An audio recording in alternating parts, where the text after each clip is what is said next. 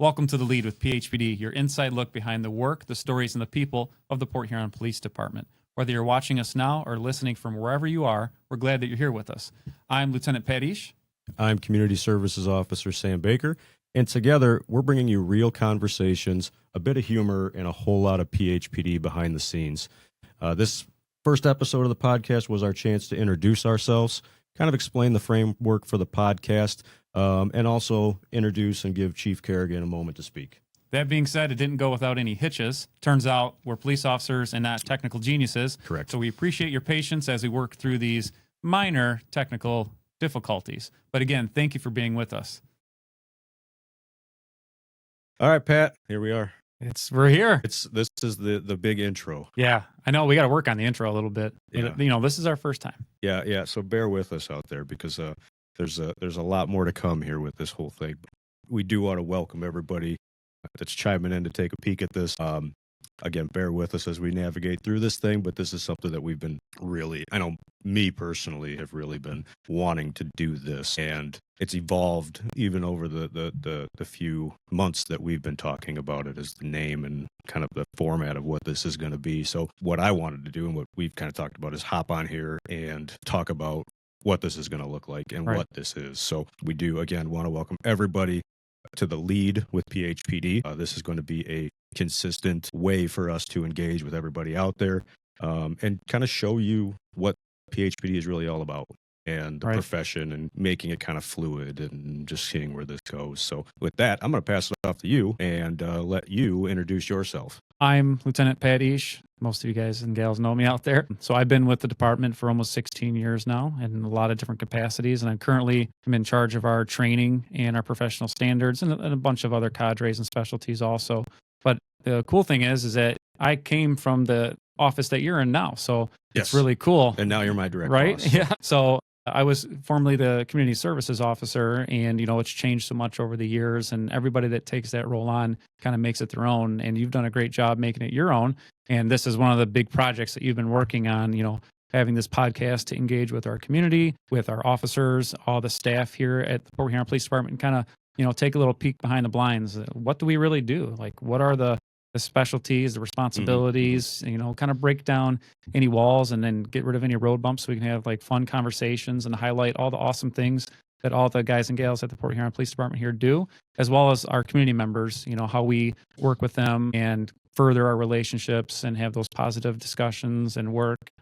It's really cool to see this all come together. Yeah, and that's something that, again, I appreciate the kudos there. It's just something that it's been in the back of my brain for a while in this role. And as you said, PSOs or community service officers kind of always make it their own. We have key things that you have to be a part of, right?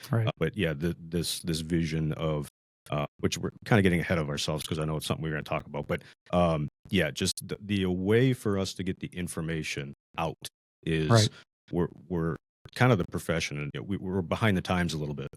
I'm speaking for myself. I don't read the newspaper, and I don't know who else is reading it out there, right? So a lot of people get their news on TikTok. A lot of people get their news on all these different platforms, right? So it's kind of this thing of kind of go where people are, meet them where they're at. Right. And I'm super excited that this project is moving in the direction that that I've kind of pitched out there several times. So as I mentioned, you former CSO, and now you're my direct supervisor. So I appreciate the trust and supporting the vision. So yeah, I'm excited for it. And for those that don't know me, my name is Sam Baker. I am our community service officer here at the department. I've been with the department now 9 years in February. I think February will be 9 years. Goes by fast, doesn't it? It does. It does. I remember it wasn't too long in our field training process, right? We have kind of that admin week where you are not on the road, but you're back in records and back here in admin, seeing the behind the scenes stuff.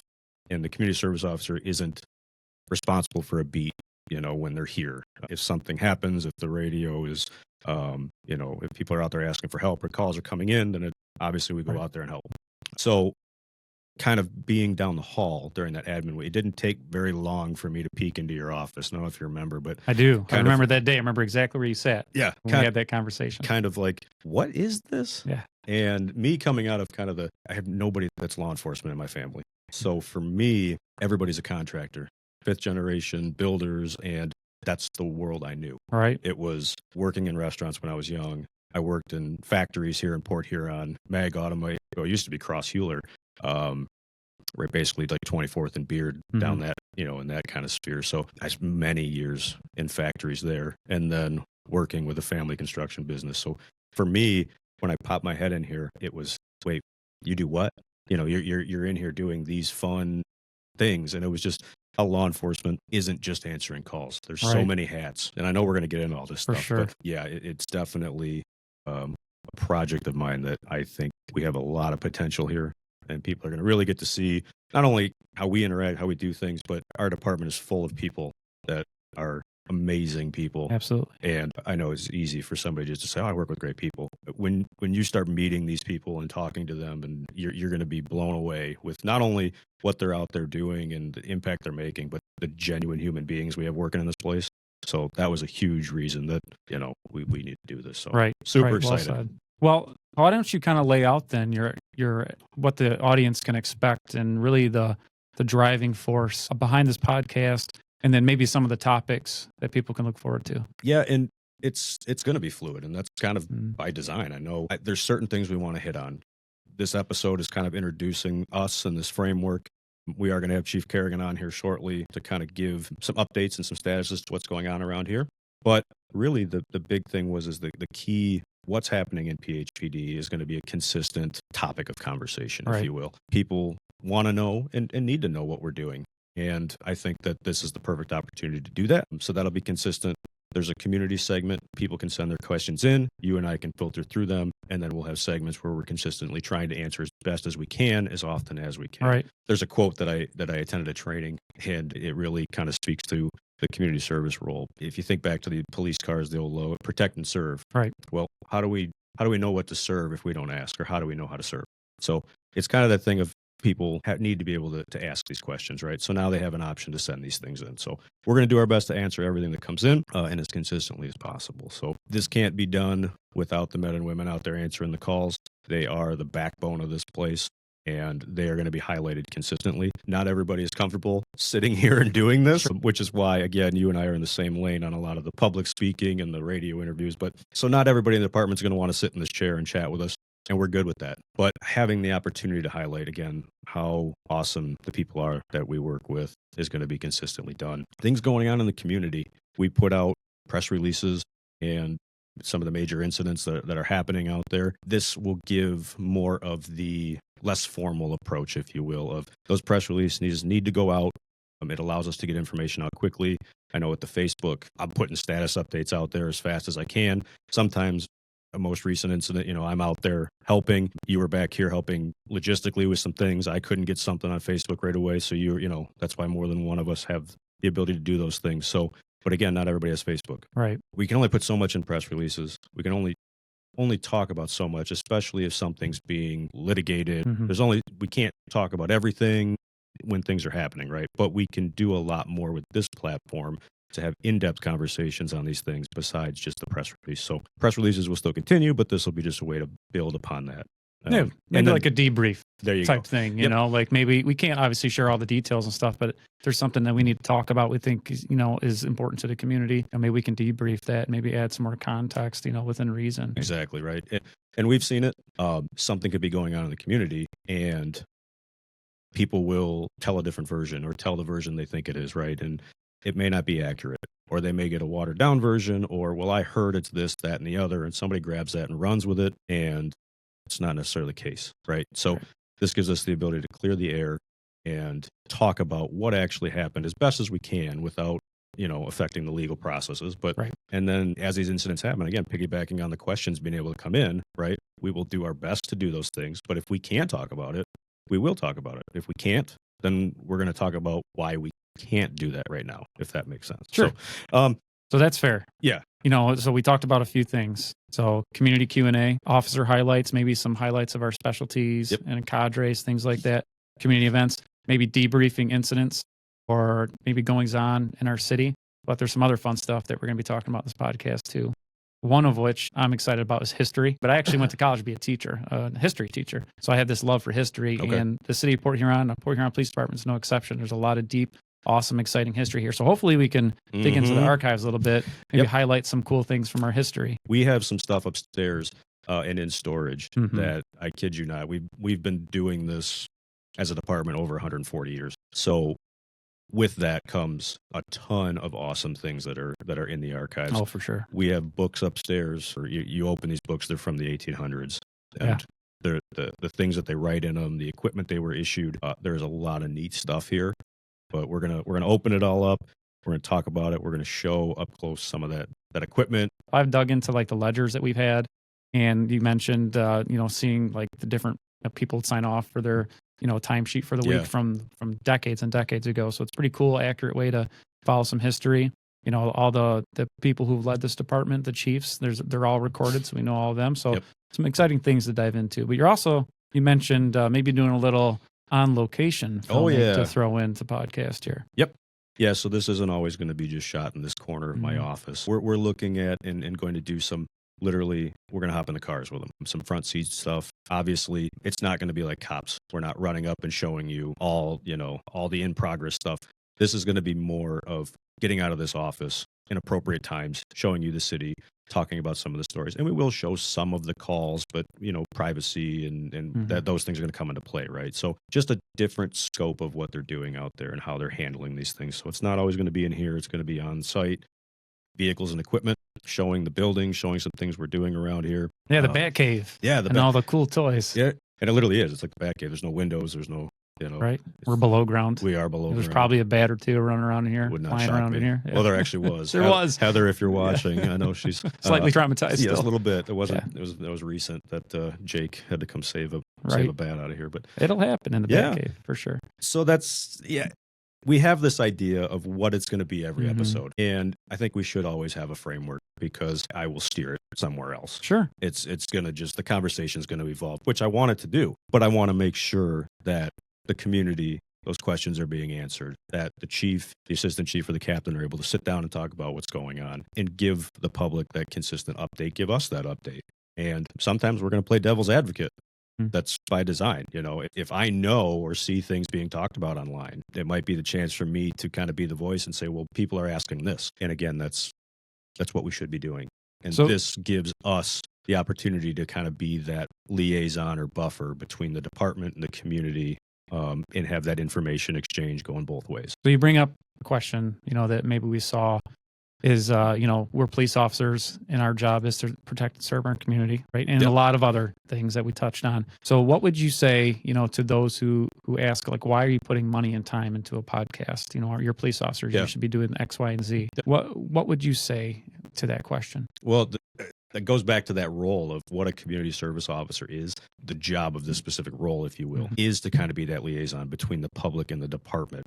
My role has evolved even in the last few years I've done this. I know when you did it, it was basically the DARE officer. Yeah. So you've probably, if there's anybody watching, you recognize this guy. He was your DARE officer. But really, I think that this role is, I'm not tasked with being out there and responding to those 911 calls. I do a ton of work with Sarah Schoenberg, our embedded clinician in CMH, and then our MORT team, which that's evolved even my role of being kind of the liaison for those with substance use disorder. So MORT is the Mobile Overdose Response Team, right? Correct. And it's evolved because the successes that our community is seeing there, MORT, M-O-R-T, overdose, we've switched that to the Mobile Outreach Response Team. Because as we can talk about, our annual report numbers for the reported overdoses were over 100 reported overdoses year after year after year. So it was that thing of we're chasing our tail. What do? We start partnering with people that have more to give in that respect than us just showing up. We're police officers. I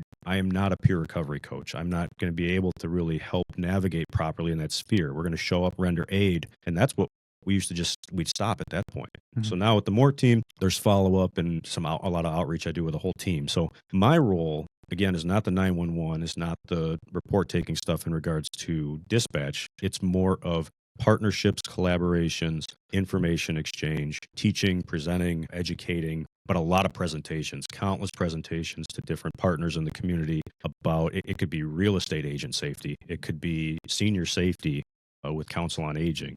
There's a ton of partners that reach out going, can you come in and talk to our consumers or our clients about this specific thing? and what's going on. So the podcast kind of just became of this evolution of the Citizens Academy when people leave the academy after 7 weeks and it's, wow, I didn't know you guys did that, or I wish I would have known that. You kind of get more of an appreciation and or just an understanding of why we do what we do, how we do it. So for those that say, you know, why spend the time or money doing this? Because I've seen it firsthand. I know you've seen it firsthand that if people don't have any information, well, then most of the time they just create it or they take bits and pieces that they hear and weave it together. So I think it's very appropriate for us to get that narrative out there, but also be available. And I think this kind of checks a lot of boxes that we weren't doing necessarily. We're doing the best we can with that outreach side of it. But I think giving our people a platform to just talk and you're showing multiple avenues is really the investment side of it is, again, I think the rewards for what you're going to see come out of it, because people have said, even recently, like, you can't make everybody happy, right? But people have said, like, I wish you guys would tell us more about what's going on in the community. Why aren't you answer this? Or can you give us an update about that? And so then we start looking at what's the best way to do that? Well, we think right now this is a pretty good avenue. We're very progressive here on kind of leading the way on a lot of things. And us doing this and being available and putting the time and effort to this, now we're seeing comments going, well, why are you wasting your time doing that? Well, a month ago, people were saying, you guys should really say more, talk more, do more. So like I said, you can't make everybody happy. We're well aware there's going to be criticism either way, right? But I think that we need to do this. Yeah. So basically, your role, community services, right? A podcast, outreach in any way, that's your responsibility. So this is just another avenue that serve our community, right? So that's very important. It's not all answering calls and traffic stops. There's a lot more to go into it. So this is the newest effort. That's it. To be involved and to have a voice and to share information and feedback. So, and it may be, again, it's trying to give it the times. It's meeting people where they are. It's not just going to be on Facebook. It's going to be on YouTube. It's going to be on Spotify. We're going to, however you want to take it. If you want to watch us, great. If you want to listen, either way. And, you know, and you bring up a good point. I forgot to mention it earlier. So the plan is to do this once a month. Have regular episodes drop. We haven't figured out the exact day so that we know. We want to make it so that people know when to expect it, those that are interested in listening or watching. Yeah. And our aim is to have it about an hour or less. We'll do our best. I told you, you're going to have your hands full. If people are probably already shaking their heads going, God, this guy won't stop. Luckily, we have editing capabilities. That's it. Because, We're good. Well, and you put this, this control board. I'm already, there's all kinds of, buttons and lights. There's buttons and lights stuff, and things that I could do. So yeah, it's going to be fun. I'm excited about it. It really is something that I think is long overdue. But again, timing is everything. Finding somebody that gets the vision. I appreciate you. And not that I'm not talking bad about anybody in this department. It's just things happen for a reason. Timing is everything. Sure. And to have it sync up like this, to have it come together, it's all exactly when and how it's supposed to happen. So it may fail miserably, but like you said, this is the new initiative, and I'm hoping that that this becomes a thing. And we may have to expand the scope of the corner. Might need a bigger table. The corner of my office. So that's the professional side, right? Yeah. That's the why and the what to expect kind of side. But you mentioned you've been here 9 years. I've been here Just almost about, 16. yeah. So it might be good to think or to dive in a little deeper. Hey, who are you? Maybe outside of work, and maybe what brought you here? Yeah. Right. Yeah. So what pulled you into law enforcement? You mentioned that you had a career before this, a successful career. Yeah. And something happened and you said, I got to make a change. When I was very young, I had positive police experiences. Small town, there'd maybe 4 officers on at any given time down there when I was young. And they would swing through the neighborhood. I'd be outside. And it would be that throwing a ball. It would be stopping and saying hi. It would befriending my parents and then grabbing a cup of coffee, filling up, saying, let me turn the lights on. And then continuing kind of that mentorship, seeing them in the schools and them remembering my name and just kind of building that relationship. But then also you're a kid, let's go play cops and robbers, and run around the yard and I'm the cop, you're the bad guy, and seeing the movies and all that stuff. It's just, there was always that draw. That's so cool as a kid. Like you just always wanted to do that. Right. So when the time came, are those the experiences you look back on? You're like, that was such a positive thing. I want to be that for somebody else. Yeah. And it was always kind of like that back in the back of my head. Like, I remember kind of how cool they were and how they'd always go out of their way and let me sit in the car and go in the police station and see things differently. And then they kind of became a family friend. And again, the relationship just kind of grew. So It was something that there was always in the back of my head of wanting something kind of bigger than yourself. The sense of accomplishment when you walk away from a house you built, you're like, oh, it looks awesome or it looks great, right? But when you leave here at the end of the day and you genuinely change somebody's life, or you know for sure that you've made an impact, that is a different kind of gratification that you can't really measure. And I think that's why we all do this. And I think that's why we keep coming back, because everybody goes, well, why do you do this? You know, what keeps you coming in? And it's because you genuinely have the ability to change somebody's life for the better. So you put that perfectly, right? Like being part of something bigger than yourself. I think that's a huge part, right? And what I also told a lot of the officers, you know, when I was working the road, was that, you know, most of the time you're not going to actually know the impact you have, right? You know, there's not someone coming to tell you, you know, thanks for this or thanks for that. And that's not why we do the job, is for the thanks, right? But it is for the impact. And most of the time we're not going to know that we had that impact. But we always got to tell ourselves is that no matter what, we did something positive today. And that person that you never hear from, that you walked away from the house after, you know, settling some type of issue, you know, they're going to remember you forever. And our goal is to make that a positive thing, right? That we helped them through something, or we provided an answer, or we provided a solution. And just know that, you know, you're never going to know all the impact that you had, but you're doing it because it's greater than yourself. You're influencing our community, you know, our society in a positive way. Are things always great? No, of course not, right? And the other thing I always tell officers is that there's peaks and valleys, right? You know, right when you're feeling great and everything's going well, you got to know the next day or the next time, there's always a valley coming. Something hard's going to happen. And also when that tough time is there, that there's a peak right after it. You know, you got to ride the roller coaster and know that at the end of the day, at the end of the month, end of the year, end of your career, that you made a positive impact. Yeah. Well, and to throw this you know, I feel like I've been doing most of the talking. So to throw this at you, is there something that in regards to your career, like what drew you to, because I know your story a little bit, right? And just like me, I didn't grow up in Port Huron. Right. Same. So for you, what was the draw to law enforcement, but what was specifically why Port Huron? Well, it's I'll try to be brief, but there is a bit of a story. So I mentioned before I was in college, I was going to be a teacher, and you know, I was going through the schooling, and I was really close. I was going to start my student teaching, and this was like during the economic downturn, 2007, 8, 9, and I just wasn't feeling it. You know, I realized it just wasn't really for me, and I was kind of a little bit lost in college. But I was driving home one weekend to go visit my family. I'm going down US 127. There was a car crash.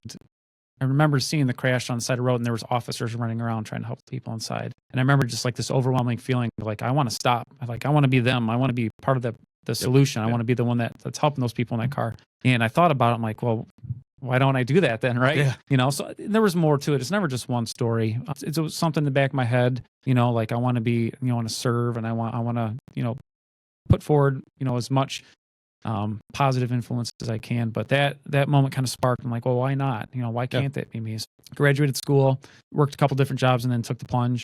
Now, when I graduated from the police academy, it was 2009.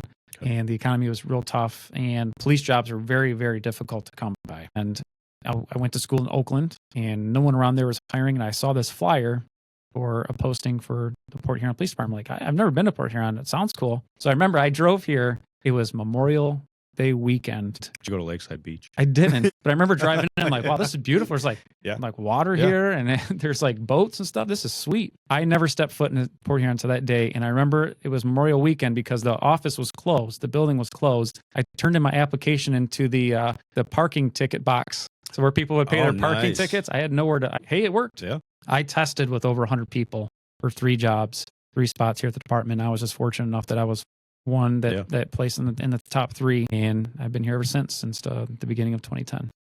Not that bad. Yeah, not that bad. Not that bad. Goes by fast. It does. So as you can see, like we have a lot we want to say. Yeah. We have a lot we want to talk about. We're excited. People can probably pick up on the passion. And there's going to be a ton of this stuff. This is kind of part of that back and forth and kind of getting our perspectives, our backstory, our history. But again, this isn't, yes, we're hosting and co-hosting this, but this isn't the Pat and Sam show necessarily, right? Not everybody wants to know our story, and I don't want to chew up all that time either. Right? So we'll do some back and forth and some more about getting to know you, but I really want to highlight people besides ourselves. We're just the catalyst for conversation, if you will, and doing it in more of the less formal and kind of that thing. I don't want to say I coined it, but as I've been describing it, it's not going to be polished PR. We're going to just have some real conversation and let people see a different side of this place. Yeah, I think it's important to you think about, most people think about law enforcement in general through the lens of like television or through movies, Right. and there's a mystery, right? But in reality, there's no mystery behind what we do. There's nothing secret in law enforcement. There's documented history of law enforcement, and there's documented history of the city of Port Huron and Port Huron Police Department. So this podcast is a way to like maybe unravel some of that mystery, or at least take down or open up the curtains, so that there really is nothing outside. There's no mystery, basically. But kind of explain what we do. So when I was teaching there, the very first day when I walked in, and it was a 5th grade classroom. I had dozens of classrooms. I taught over the years thousands of 5th graders the DARE program. But the first day, everyone wants to know about the uniform. All the kids want to know about what's on the Batman belt and stuff. So I'd show them, right? So I kind of laid down the basics, and maybe that's something we could do here for those listening.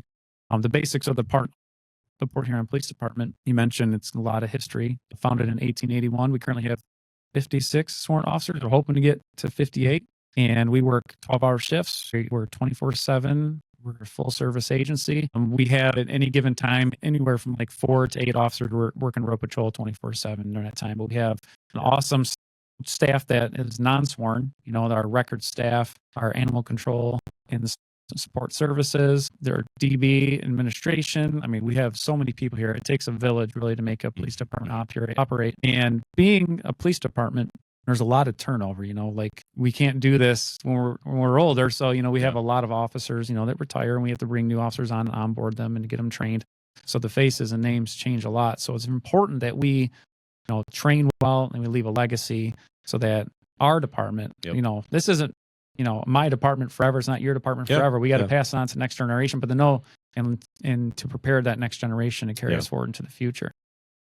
Being able to imprint into that next generation and help and mentor, kind of leaving that lasting impact. There's my favorite band song they sing called "Leave a Scar," and that's kind of how I look at this. Not just this department, but this position is the chorus is, "I may not change the world, but I'm going to leave a scar." It's kind of the same thing. I may not change this profession, but I am going to leave a scar. The CSO role, this department, and it's one of those things of kind of mentoring and helping this department, because we are a spoke on the wheel, but that wheel's going to keep turning whether we're here or not.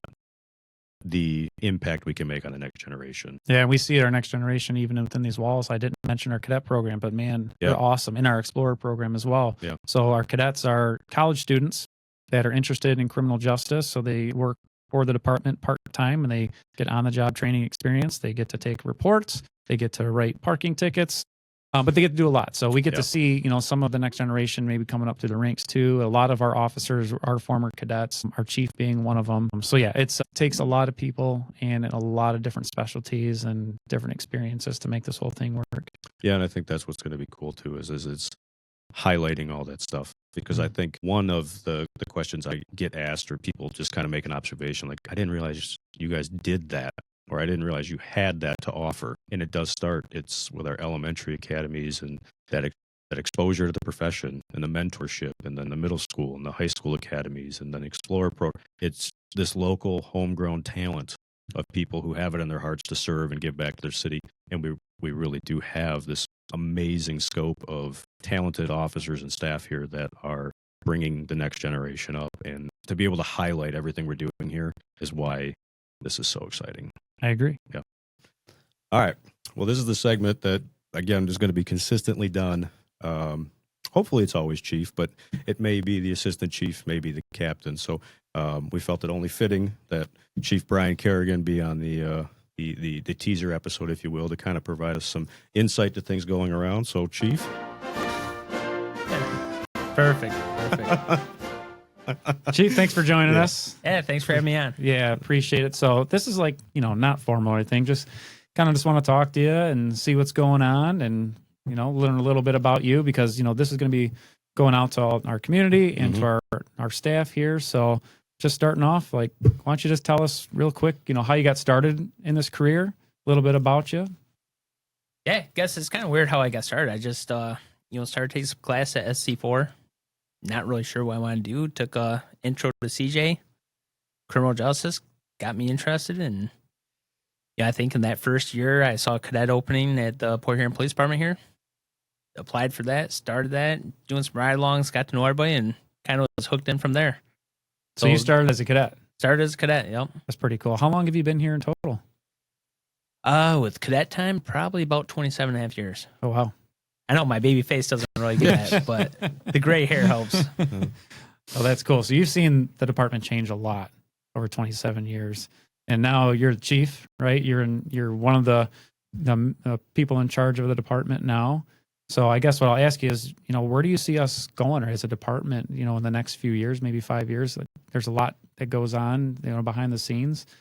So what are your thoughts? Yeah, it's definitely weird. The time frame saw the in-car cameras come into the cars, the computers getting installed, and just the change in the technology and how it's required to do our jobs. A car would break down in the old days from the motor. Now it's electronic issues. We got to take it out of service because without the computer, you can't function now. I don't know how you did it. Did you just like paper and pencil back then or something? That's crazy.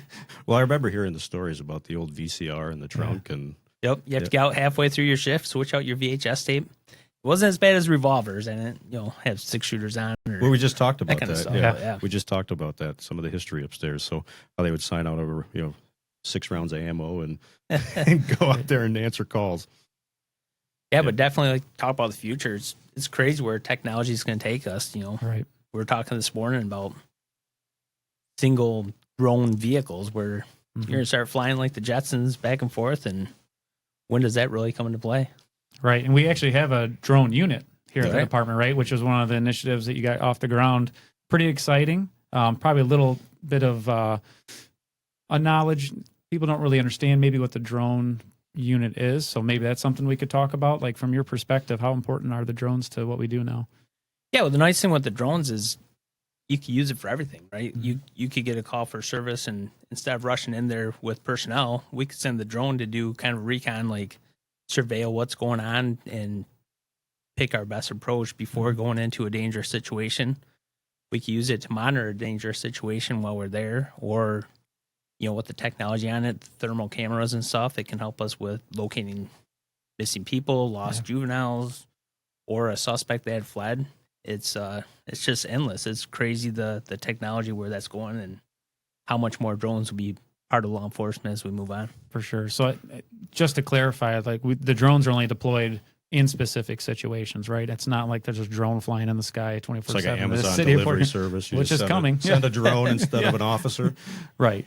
Yeah, no, we have a drone unit right now where it's an officer trained and certified to fly it, has it in the back of a patrol car, so as they see fit, they're able to pull it out of their car and use it that way. But no, the city is not being patrolled by drones. That's good. There's no drone response. No, that's good. And it's been successful several times finding missing people and locating juveniles. So pretty awesome tool nowadays that we have.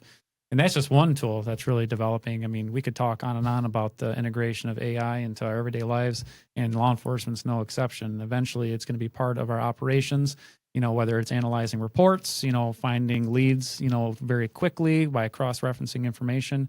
We haven't seen it yet, really, but it's crazy. It's coming. I think really law enforcement is trying to catch up with AI. There's a lot out there that we're probably not taking advantage of yet. Right, for sure. What about in the community? What are some of the important, or maybe your favorite things that you get involved with here in the city? Shop with the Cop. I love doing that event. It's humbling to be able to take some kids and help them have a better Christmas. Take them around shopping, and oftentimes the kids are looking to shop for their brother or sister and picking up some toys. So it's humbling to see that they think about their family when they have $100 to go spend, and they could spend it all on themselves for whatever they want, and they're thinking of their family members. So that's definitely fun to do. A lot of our initiatives in the department, we're watching our MORT team and how responding out to recovery or to an overdose and reaching people within 72 hours. And now we've got some data over the 5 years and how that's really impacted the community, where we've seen a 60% reduction in reported overdoses. Yeah, a little over 60%. Yeah. So something like that. So that's just so impactful that we're seeing a difference being made from our partnerships in the community and that kind of stuff. And then seeing CMH join us and giving us a clinician to respond out and we're a lot of times a Band-Aid. We are the ones that answer the phone, but we can't necessarily solve the problem. So now our community partner's coming in, and she can kind of come in and follow up and start figuring out how not to just put a Band-Aid on it, but how do we heal that situation or help the people in need a little bit more and make sure that there's the follow-up that needs to happen. And that was just to piggyback on that too. That's one of the questions that I know has come up, and people have asked, like, why? Because people don't know that we have Sarah and we have that partnership, and it's not a new thing. So if you could touch on, like, kind of how long we've been doing that and kind of that partnership and how this has grown. Yeah, I think it's about the third year. So it just kind of came along as a national focus started talking about having a different response, whether it's social workers and different stuff, and we're like, that probably would work for us. A lot of our police calls, we've seen a change. You talk about 27 years. I feel like we're seeing a lot more mental health issues and calls for police services for that kind of stuff where we're not necessarily equipped. We can't be trained for it all, right? So we brought on CMH to help out with those calls that we're seeing an increase in. And Sarah Schoenberg, she's been great. She's not just sticking to the mental health part. She's keep making contacts with adult protective services, the public guardians. So as you're seeing people that are struggling, or there might be some follow-up that's missing, or they might be seeing a therapist, but they put it together for the half an hour when they go in, and that therapist doesn't know all the police contacts and all the problems that they're having. So we're breaking down some of the silos of information and communication, and she's able to help those people get back on track so that it's not repeat police calls that could escalate, or they just keep going down that road of struggling without getting the help because nobody's recognizing it. Right. And I do want to give kudos to you and the whole administration, because it takes a village. We've said that several times in this episode, but for you guys to see the vision and support it and get behind it, because for so long, like you said, a different approach with overdoses and mental health, because for years we were always just kind of chasing our tails with, we're responding to this stuff, but then how do we really start making that impact and really helping people? So kudos to you and everybody down there that really supports it and recognizes it. Because I know me, when I was on the road, and Pat, you could probably agree to it, the mental health calls are one of the most challenging to navigate because there was only so much we could do, right? So, yeah, the resources weren't there as much as they are now. Thank goodness, that we've made strides in providing resources, or at least access to resources. Unfortunately, we've seen those types of calls increase and become more and more common. So it's important for us to address them in every way we can, be proactive, right? Because it's not going to stop. It's not going to change. So we need to have the tools in place so that we can actually address them. Yeah, definitely. Like I say, the insanity is trying to keep doing the same thing. See, it doesn't work, but we keep doing it. So so it's always being open and looking at it. What's a different approach? What might solve this problem? And a lot of these things have been, other places coming in. So being open-minded to, I think the Flint Odyssey House started, they approached us on more, and we're like, yeah, why don't we give it a shot, right? Yeah. And then it just kept evolving into other things, like with those partnerships. So yeah, very good. All right, I have a very important question for you. What does a chief do? That is an important question. A lot of times what I'm trying to think of is, looking 3 months, 6 months, looking a year ahead. What can we be doing, and what can we be doing better? Like we're starting to look at different training opportunities. How do we deliver better training, more training, and have our officers ready? We've got a young department. The turnover over the last 5 years, I don't know what the numbers, but it's crazy. And you're looking at another 5 years of another huge turnover. So when I came in, you had guys with significant experience teaching me how to do the job. We'd hire one or two over the years, and you slowly had new people come in, and you learn from those guys. But now we have new guys training new guys. So how do we avoid that experience gap, that information, that training that isn't just being handed down by the guy you work next to, and how do we improve that? So kind of looking at that, what direction should the department be in, and not let things sneak up on us? What are we going to run into in a year, and how do we avoid that hurdle or take it on? Right. So it's a lot of planning for the future and training, the overall health of our agency, and supporting all the staff here each and every day. And we talked earlier about how we walk in, you know, when we're on road patrol or even on our current roles, like you just don't know what to expect every day, right? Every day is a little different. No. Is it any different for you? No, I think it's still the same. You come in thinking, all right, I'm going to work on this today, and you got many little fires to put out or calls coming in and different stuff. So it's definitely never the same thing 2 days in a row. So, and then somebody like myself walks in and says, "Hey, you want to hop on a podcast and have a conversation? Oh, when do you want to do that? 45 minutes sound good?" if there was not a lot of time for preparation, That's what makes it fun. That's exactly. It's by design sometimes. Yeah. So, you know, you mentioned a long career, 27 years, and you still got some years left. Is there a moment in time you can think back, and maybe not necessarily a story, but maybe an instance where it kind of became more real? Like, wow, this job is a little different than I thought, or man, this job is exactly what I thought it was going to be. No, you know, once you start doing ride-alongs and going out and actually interacting, it's interesting to see, like, being a police officer is not just enforcing the laws. It's really, I'd say 80% is not really police work most of the time. You're the person at 3 o'clock in the morning that somebody can call and help get a bat out of the house, or the hot water tank's leaking downstairs and they don't know how to turn that off. So, you know, it's weird. A lot of the calls that you go on just kind of helping the community get through the night or get through those little things till somebody can come and maybe help them with some of those bigger issues. But, you know, even, you know, my kid's scared, will you come and check the room for them so they feel comfortable to sleep? Like, just some of those different things you do to help out. You know, every day we'll get pictures of, you know, we have an officer changing a flat tire for somebody on the side of the road, or officers buying gas and helping somebody who ran out of gas. Like, just those things where you can kind of be the heart of the community, the face of the city of Port Huron and what we want to represent. And it's not, the majority of it's not law enforcement. All right. What is your favorite part about the job? I think just that, right? Being able to help people, being able to help improve our community, and not always through the dark side of having to make an arrest. You know, obviously that's the big part of it, is removing people from the society that are having, you know, breaking the laws, whatever time frame that is, and make sure they're brought to justice. But being able to help improve our city and our community for the betterment overall, whether it's through that MORT team, through our mental health stuff, through community service engagement. Right. And if I could too, being here 27 years, what are some of the specialties or some of the units you've been involved with over your career in the department? You know, I served on our drug task force, so did a 2-year stint there. Been a detective. Served on the major crimes unit for a while. I actually pulled you over once on the major crimes unit. I don't know if you remember that one. Yeah, may have. You got to turn your lights on. Yeah. Probably 18 years, I think, on our special response team. Okay. So I think those are kind of the highlights. Some, you know, mobile field force, some other ancillary responsibilities, but Okay. so yeah, a little taste for everything. You know, detective work I think was probably my favorite, special work. I was just going to say, what if you were to pick one?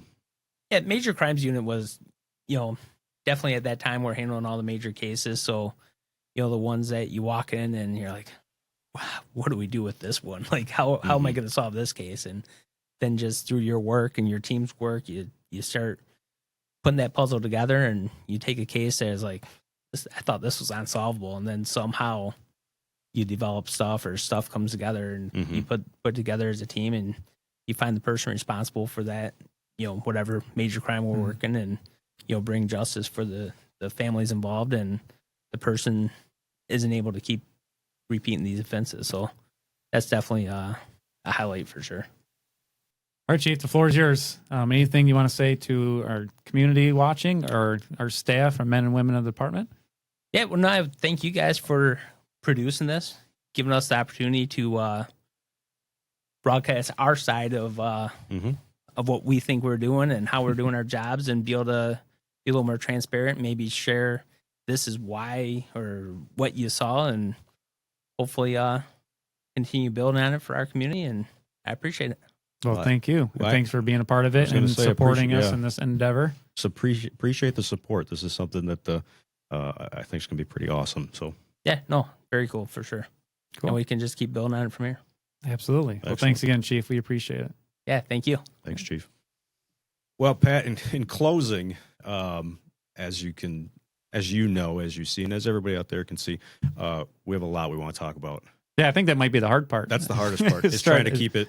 Yeah. I know we said, let's do a 10, 15-minute teaser. I highly doubt we're at 10 or 15 minutes I think right we're now. a little longer than that. So bear with us a little bit as we figure all this out. And we focus it. You know, it is our first time Yeah. recording this podcast Yep. for everybody. So we're going to learn, grow, get Yep. better. And that's in a couple things. We're looking at our notes. We even forgot a few things. So big thing, snow ordinance, that's in effect right now. Yeah, snow ordinance is in effect right now all the way through March 31st. It's just a reminder to not park on our city streets, to make sure that the snow removal trucks can get through safely and effectively. So that is between the hours of 2:30 a.m. and 6 a.m. So make sure the cars are not parked on the street. Otherwise, if the officers go through the side streets and there is a vehicle parked on the road between those hours, you can get a ticket. We don't want people to get tickets. Just make sure you just get off the roads and we enforce snow ordinance before there's snow. You know, sometimes that's I was just the going to ask. feedback I get. People ask, well, it didn't snow last night. There was no snow. Why did I get a ticket? Yeah. Well, it's because we want cars to get off the road before it snows. So that way, when that does happen, Yep. that those snow trucks, that those snow plows can actually get through and clear the roadways. So appreciate everyone's cooperation on that. I know it can be a hassle. You know, parking may be limited. We do ease our parking enforcement and some other things to allow for people to get their cars off the road. Well, and that's a good point too, because somebody had asked me, well, my neighbor's car is parked in their front yard, Mm-hmm. and well, some of the houses in Port Huron, that's the only spot they Right. can park. They don't have a driveway. So, like you said, we ease our enforcement in some other areas. In that particular situation, that's the best they got. Yes. So we're not going to give you a ticket for parking in your front yard. We need you off the road. Right. So That's the big thing, you know, and it's get those snow plows through safely and effectively. You know, we need the roadways clear for the buses, taking their kids to school and for all of us to travel through. So we appreciate, again, cooperation with that. Yeah. Community questions. If those of you out there, if you have questions, topics, things you want us to cover, suggestions, shoot them our way.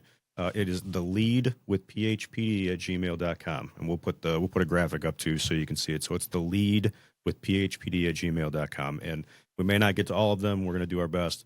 And we may end up doing just a Q&A episode as well. So one of the other things too that we forgot to highlight. Big thing.